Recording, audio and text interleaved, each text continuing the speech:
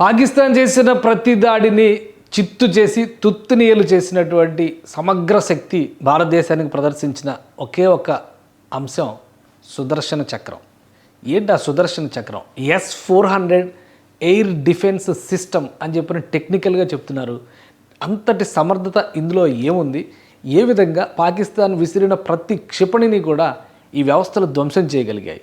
ముఖ్యంగా భారతదేశం చేసినటువంటి యుద్ధంలో ఎదురుదాడి చేయడం కంటే కూడా ప్రతిదాడి చేయడమే ఎక్కువ ఉన్నటువంటి పరిస్థితి. అలానే ముందుగా క్షిపణుల్ని ప్రయోగించింది, అలానే డ్రోన్స్ని ప్రయోగించింది కూడా పాకిస్తాన్ ఆర్మీనే. దీనికి సంబంధించినటువంటి సమగ్ర ఆధారాలని భారత సైన్యం సేకరించింది. వీటన్నిటిని కూడా అంతర్జాతీయ సమాజం ముందర ఉంచేందుకు కావాల్సినటువంటి ప్రణాళికని ఆల్రెడీ సిద్ధం చేసింది.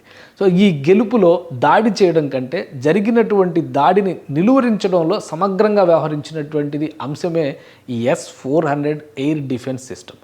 అసలు చూద్దాం S-400 ఎయిర్ డిఫెన్స్ సిస్టమ్ అంటే ఏంటో. చూస్తే ఇక్కడ నిజంగానే సుదర్శన చక్రం ఇమేజ్లో కనిపిస్తుంది. ఒక క్షిపణి వచ్చినప్పుడు దాన్ని ఏ విధంగా ధ్వంసం చేస్తుందో ఈ ఇమేజ్ చూస్తేనే మనకు అర్థమవుతుంది. దీనికి సంబంధించినటువంటి వ్యవస్థ ఇది కేవలం ఒక వ్యాన్, ఒక వెహికల్ పైన ఏర్పాటు చేసినటువంటి వ్యవస్థగా కనిపిస్తుంది. 400 కిలోమీటర్ల దూరం నుంచి ఉన్నటువంటి క్షిపణులను కూడా గుర్తించి దీనికి ఉన్నటువంటి రేడార్ సిస్టమ్స్తో వాటిని గుర్తించి వాటి లక్ష్యాలను ఫిక్స్ చేసిన వెంటనే ధ్వంసం చేయడమే టార్గెట్గా ఈ వ్యవస్థలన్నీ కూడా పనిచేస్తాయి. ఇటీవల కాలంలో ఇది సూపర్ వెపన్గా అందరి మన్ననలు పొందుతుంది. ముఖ్యంగా రష్యా ఉక్రెయిన్ యుద్ధంలో కూడా దీన్ని విరివిగా ఉపయోగించింది. దీని డెవలప్మెంట్ ప్రాసెస్ అంతా చేసింది కూడా రష్యానే. రష్యా దీన్ని తయారు చేసిన తర్వాత అనేక మాడిఫికేషన్స్ జరిగినాయి. S-400 రూపంలో ఇది పెద్ద ఎత్తున అభివృద్ధి చేసిన తర్వాత అనేక దేశాలు దీనిపైన ఆసక్తి చూపించినాయి. ఇప్పుడు ఉక్రెయిన్ యుద్ధంలో కూడా ఇది కీలక పాత్ర పోషించినటువంటి వెపన్.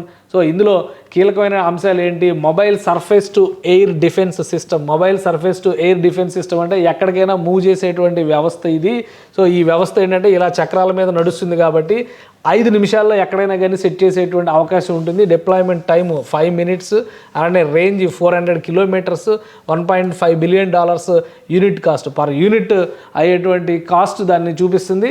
అలానే ఇది ఎయిర్ క్రాఫ్ట్స్ని, డ్రోన్స్ని, క్రూయిజ్ మిసైల్స్ని, బ్యాలిస్టిక్ మిసైల్స్ని కూడా. బ్యాలిస్టిక్ మిసైల్స్ అంటే ఇది గైడెడ్ మిసైల్ సిస్టమ్స్ని కూడా ఇది ట్రాక్ చేస్తుంది. ఇక సర్వేలెన్స్ విషయంలో 360 డిగ్రీస్ రేడియేషన్తో ఎటువైపు నుంచి వెపన్ వెళ్తున్నా కానీ దాన్ని గుర్తించేటువంటి సామర్థ్యం దీనికి ఉంటుంది. దీనిలో ఉపయోగించేటువంటి మిసైల్స్ రేంజ్ కూడా 4 రకాల మిసైల్స్ రేంజ్ ఉంటుంది.